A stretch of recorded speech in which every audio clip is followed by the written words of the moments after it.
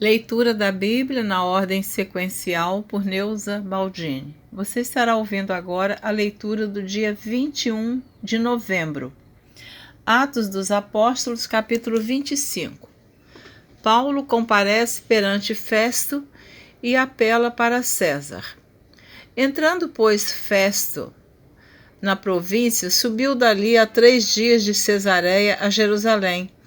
E o sumo sacerdote e os principais dos judeus compareceram perante ele contra Paulo e lhe rogaram, pedindo como favor contra ele que o fizesse vir a Jerusalém, armando ciladas para o matarem no caminho. Mas Festo respondeu que Paulo estava guardado em Cesareia e que ele brevemente partiria para lá. Os que, pois, disse: dentre vós tem poder, desçam comigo e, se neste varão houver algum crime, acusem-no. E, não se demorando entre eles mais de 10 dias, desceu a Cesareia e no dia seguinte, assentando-se no tribunal, mandou que trouxessem Paulo. Chegando ele, o rodearam os judeus que haviam descido de Jerusalém, trazendo contra Paulo muitas e graves acusações que não podiam provar. Mas ele, em sua defesa, disse, eu não pequei em coisa alguma contra a lei dos judeus, nem contra o templo, nem contra César. Todavia, Festo, querendo comprazer aos judeus, respondendo a Paulo, disse, queres tu subir a Jerusalém e ser lá perante mim julgado acerca destas coisas? Mas Paulo disse, estou perante o tribunal de César, onde convém que seja julgado. Não fiz agravo algum aos judeus, como tu muito bem sabes. Se fiz algum agravo ou cometi alguma coisa digna de morte, não recuso morrer, mas se nada há das coisas de que estes me acusam, ninguém me pode entregar a eles. Apelo para César. Então Festo, tendo falado com o conselho, respondeu, apelaste para César irás. Passados alguns dias, o rei Agripa e Berenice vieram a Cesareia a saudar Festo.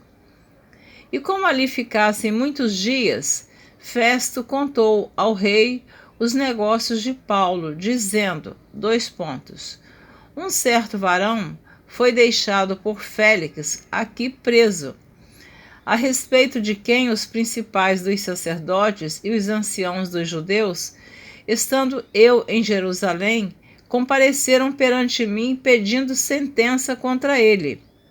A eles respondi que não é costume dos romanos entregar algum homem à morte sem que o acusado tenha presentes os seus acusadores e possa defender-se da acusação. De sorte que, chegando eles aqui juntos, no dia seguinte, sem fazer dilação alguma, assentado no tribunal, mandei que trouxessem o homem. Paulo perante o rei Agripa. Acerca dele, estando presentes os acusadores, nenhuma coisa apontaram daquelas que eu suspeitava. Tinham, porém, contra ele algumas questões acerca de sua superstição e de um tal Jesus, defunto, que Paulo afirmava viver. E, estando eu perplexo acerca da inquirição desta causa, perguntei se queria ir a Jerusalém e lá ser julgado acerca dessas coisas. Mas, apelando Paulo para que fosse reservado o conhecimento de Augusto, mandei que o guardassem até que o envie a César. Então Agripa disse a Festo, bem quisera eu ouvir também esse homem. E ele disse, amanhã o ouvirás. No dia seguinte, vindo Agripa e Berenice com muito aparato, entraram no auditório com os tribunos e varões principais da cidade, sendo trazido Paulo por mandado de Festo. E Festo disse, Rei Agripa e todos os varões que estáis presentes conosco, aqui vedes um homem de quem toda a multidão dos judeus me tem falado, tanto em Jerusalém como aqui, clamando que não convém que viva mais. Mas, achando eu que nenhuma coisa digna de morte fizera, e apelando ele mesmo também para Augusto, tenho determinado enviar-lhe-o. Dele, porém, não tenho coisa alguma certa que escreva ao meu senhor, e por isso perante vós o trouxe, principalmente perante ti, ó rei Agripa, para que depois de interrogado tenha alguma coisa que escrever, porque me parece contra a razão enviar um preso e não notificar contra ele as acusações. Capítulo 26 do livro de Atos dos Apóstolos. Depois Agripa disse a Paulo, permite-se-te que te defendas? Então Paulo, estendendo a mão em sua defesa, respondeu, Tenho-me por venturoso, ó rei Agripa, de que perante ti me haja hoje, de defender de todas as coisas de que sou acusado pelos judeus. Mormente sabendo eu que tens conhecimento de todos os costumes e questões que há entre os judeus, pelo que te rogo que me ouças com paciência. A minha vida, pois, desde a mocidade, qual haja sido, desde o princípio em Jerusalém, entre os da minha nação, todos os judeus a sabem. Sabendo de mim desde o princípio, se o quiserem testificar, que conforme a mais severa seita da nossa religião, vivi fariseu. E agora, pela esperança da promessa que por Deus foi feita a nossos pais, estou aqui e sou julgado, a qual as nossas 12 tribos esperam chegar, servindo a Deus continuamente, noite e dia. Por esta esperança, ó rei Agripa, eu sou acusado pelos judeus. Pois que julga-se coisa incrível entre vós que Deus ressuscite os mortos? Bem tinha eu imaginado que contra o nome de Jesus, o Nazareno, devia eu praticar muitos atos, o que também fiz em Jerusalém. E havendo recebido poder dos principais dos sacerdotes, encerrei muitos dos santos nas prisões. E quando os matavam, eu dava o meu voto contra eles. E castigando-os muitas vezes por todas as sinagogas, os obriguei a blasfemar. E enfurecido demasiadamente contra eles, até nas cidades estranhas os persegui. Sobre o que, indo então a Damasco, com poder e comissão dos principais dos sacerdotes, ao meio-dia, ó rei, vi no caminho uma luz do céu que excedia o esplendor do sol, cuja claridade me envolveu a mim e aos que iam comigo.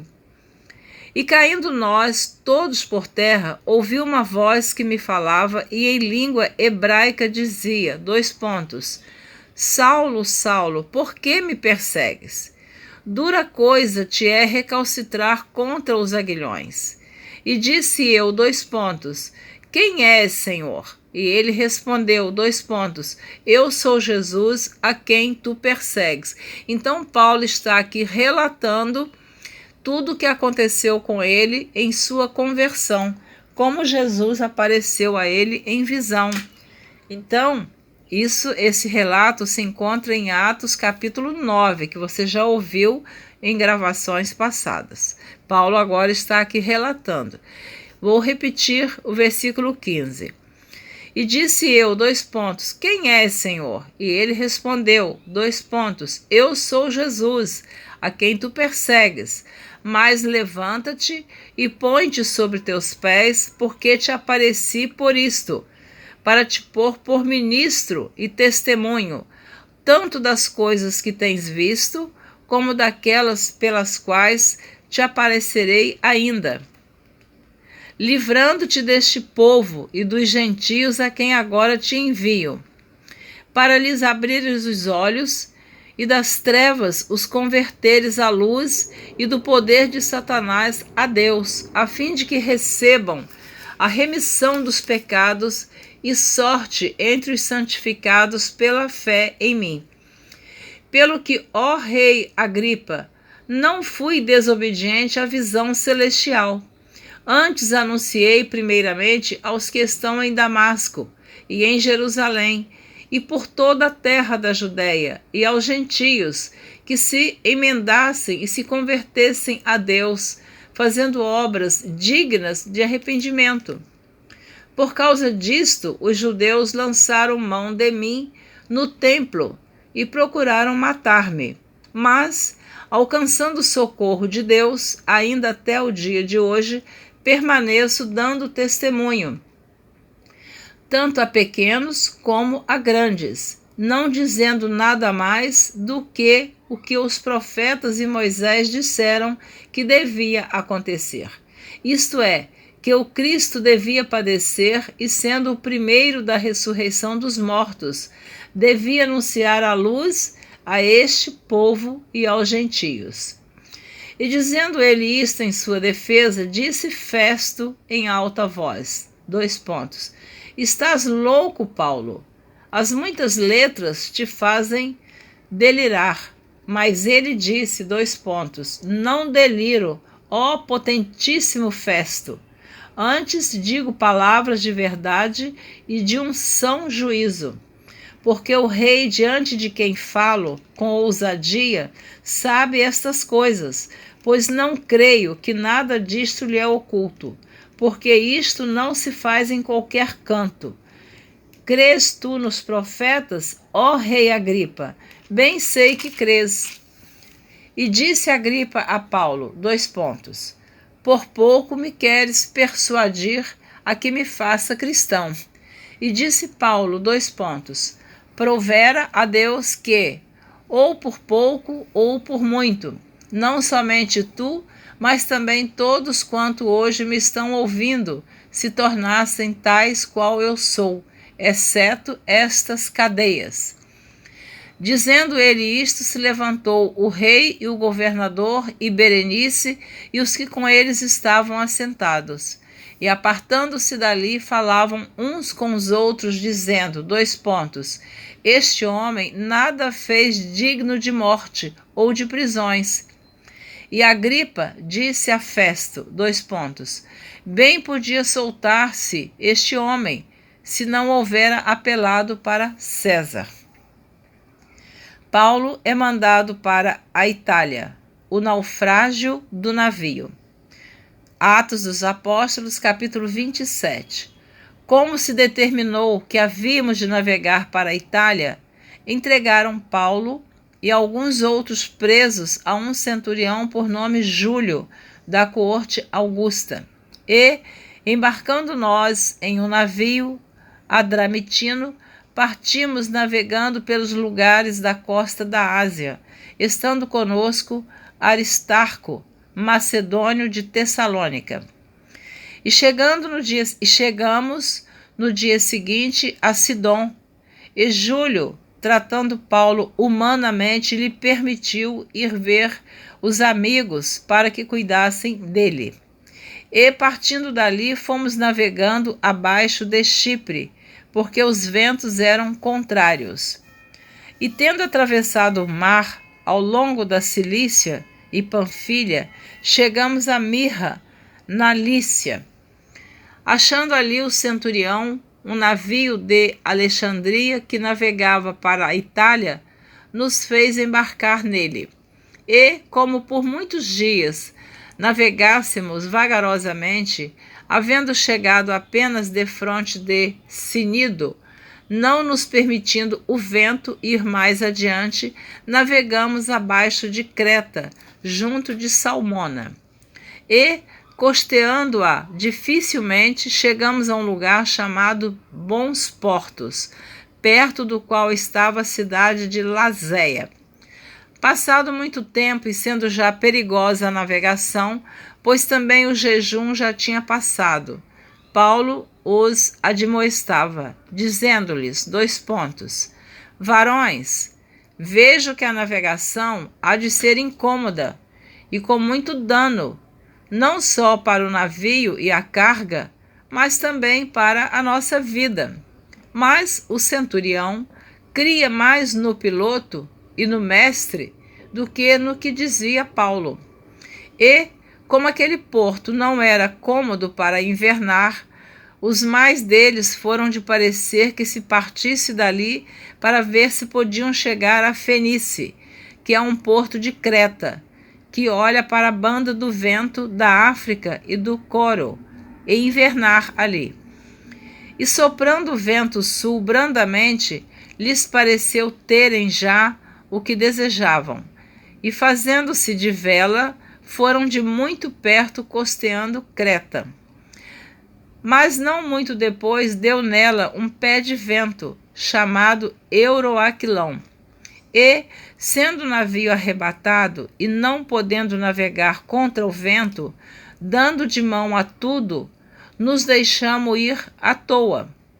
E correndo abaixo de uma pequena ilha chamada Cauda, apenas pudemos ganhar o batel. Elevado este para cima, usaram de todos os meios, cingindo o navio e temendo darem à costa da Sirte. Amalnadas as velas, assim foram à toa. Andando nós agitados por uma veemente tempestade, no dia seguinte aliviaram o navio. E ao terceiro dia, nós mesmos, com as próprias mãos, lançamos ao mar a armação do navio. E não aparecendo, havia já muitos dias nem sol, nem estrelas, e caindo sobre nós uma não pequena tempestade, fugiu-nos toda a esperança de nos salvarmos. Havendo já muito que se não comia, então Paulo, pondo-se em pé no meio deles, disse, fora na verdade razoável, ó varões, ter-me ouvido a mim e não partir de Creta, e assim evitariam este incômodo e esta perdição. Mas agora vos admoesto a que tenhais bom ânimo, porque não se perderá a vida de nenhum de vós, mas somente o navio. Porque esta mesma noite o anjo de Deus, de quem eu sou e a quem sirvo, esteve comigo, dizendo, Paulo, não temas, importa que sejas apresentado a César, e eis que Deus te deu todos quantos navegam contigo. Portanto, ó varões, tende bom ânimo, porque creio em Deus, que há de acontecer assim como a mim me foi dito. É, contudo, necessário irmos dar numa ilha. Quando chegou a 14ª noite, sendo impelidos de uma e outra banda no mar Adriático, lá pela meia-noite, suspeitaram os marinheiros que estavam próximos de alguma terra e, lançando o prumo, acharam 20 braças. Passando um pouco mais adiante, tornando a lançar o prumo, acharam 15 braças. E temendo ir dar em alguns rochedos, lançaram da popa 4 âncoras, desejando que viesse o dia. Procurando, porém, os marinheiros fugir do navio, e tendo já deitado o batel ao mar, como que querendo lançar as âncoras pela proa, disse Paulo ao centurião e aos soldados, se estes não ficarem no navio, não podereis salvar-vos. Então os soldados cortaram os cabos do batel e o deixaram cair. E enquanto o dia vinha, Paulo exortava a todos que comessem alguma coisa, dizendo, é já hoje o 14º dia que esperais e permaneceis sem comer, não havendo provado nada. Portanto, exorto-vos a que comais alguma coisa, pois é para a vossa saúde, porque nem um cabelo cairá da cabeça de qualquer de vós. E havendo dito isto, tomando o pão, deu graças a Deus na presença de todos, e partindo, começou a comer. E tendo já todos bom ânimo, puseram-se também a comer. E éramos ao todo no navio 276 almas. Refeitos com a comida, aliviaram o navio, lançando o trigo ao mar. E sendo já dia, não reconheceram a terra. Enxergaram, porém, uma enseada que tinha praia, e consultaram-se sobre se deveriam encalhar nela o navio. Levantando as âncoras, deixaram-no ir ao mar, largando também as amarras do leme, e alçando a vela maior ao vento, dirigiam-se para a praia. Dando, porém, num lugar de 2 mares, encalharam ali o navio. E fixa a proa ficou imóvel, mas a popa abriu-se com a força das ondas. Então a ideia dos soldados foi que matassem os presos, para que nenhum fugisse escapando a nado. Mas o centurião, querendo salvar a Paulo, lhes estorvou este intento, e mandou que os que pudessem nadar se lançassem primeiro ao mar e se salvassem em terra. E os demais, uns em tábuas e outros em coisas do navio. E assim aconteceu, que todos chegaram à terra a salvo. Glória a Deus. Paulo em Malta. Atos dos Apóstolos, capítulo 28. Havendo escapado, então, souberam que a ilha se chamava Malta, e os bárbaros usaram conosco de não pouca humanidade, porque acendendo uma grande fogueira, nos recolheram a todos por causa da chuva que caía e por causa do frio. E havendo Paulo ajuntado uma quantidade de vides, e pondo-as no fogo, uma víbora, fugindo do calor, lhe acometeu a mão. E os bárbaros, vendo-lhe a víbora pendurada na mão, diziam uns aos outros, : certamente este homem é homicida, visto como, escapando do mar, a justiça não o deixa viver. Mas, sacudindo ele a víbora no fogo, não padeceu nenhum mal. Glória a Deus. Aleluia. E eles esperavam que viesse a inchar ou a cair morto de repente. Mas tendo esperado já muito e vendo que nenhum incômodo lhe sobrevinha, mudando de parecer, diziam que era um deus. E ali próximo daquele mesmo lugar havia umas herdades que pertenciam ao principal da ilha, por nome Públio, o qual nos recebeu e hospedou benignamente por 3 dias.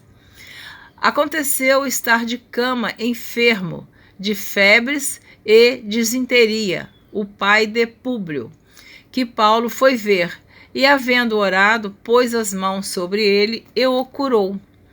Feito, pois, isto, vieram também ter com ele os demais que na ilha tinham enfermidades e sararam, os quais nos distinguiram também com muitas honras, e havendo de navegar, nos proveram das coisas necessárias. Paulo chega a Roma e fica prisioneiro em sua própria casa durante 2 anos.